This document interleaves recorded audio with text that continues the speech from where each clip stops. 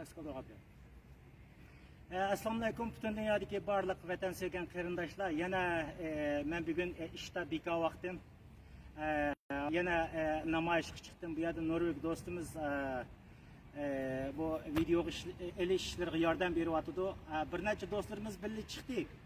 Ama ular deydi hozircha biz videoga tushmay turaylik. Biz chunki nurg'un odamlar so'raydiki, bunga to'g'ri javob bermasligimiz mumkin. Kelar qatorda men birga bo'lman dedi. Namoyishimiz yana davomlashyapti. Men butun dunyoda barliq namoyish qilayotgan, shu Uyg'ur erkiy qirg'inchilik qarshi Xitoyni namoyish qilayotgan do'stlarimizga ko'pdan ko'p rahmat aytaman. Qarindoshlar, ana Amerikadan, Kanadadan, Gollandiyadan bizni qo'llab qarorlanayotganligini o'zinglar bilasizlar qarindoshlar.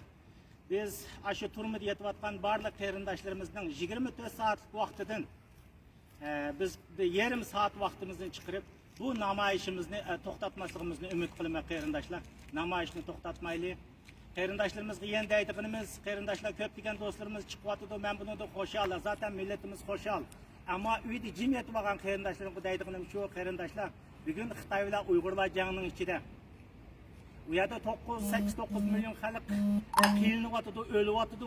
Ular bizdan bir ovoz chiqarishni saqlayapti. Bizning mohiyatni aytgan vaqtimizda tinch turganligimiz, ashularning ovozini boqqanligimiz. Xitoyga o'ltirsang o'ltir, yeysang ye deganligimiz qarindoshlar. Shuning uchun bu namoyishimiz davomlashyapti. Eng oxirida deydigan gapim shu. I want to boycott 2022 Olympic Games winter game in the China because the China committing genocide against Uyghur. Jag vill snacka nu norska, jag vill bojkottera alla uiguriska folk vill bojkottera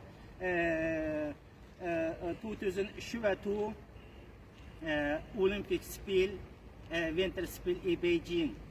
För det Kinas etnisk rengöring eller folkmord i Kina på uiguriska folk. Tack ska du ha, Adrian. Jag är färdig.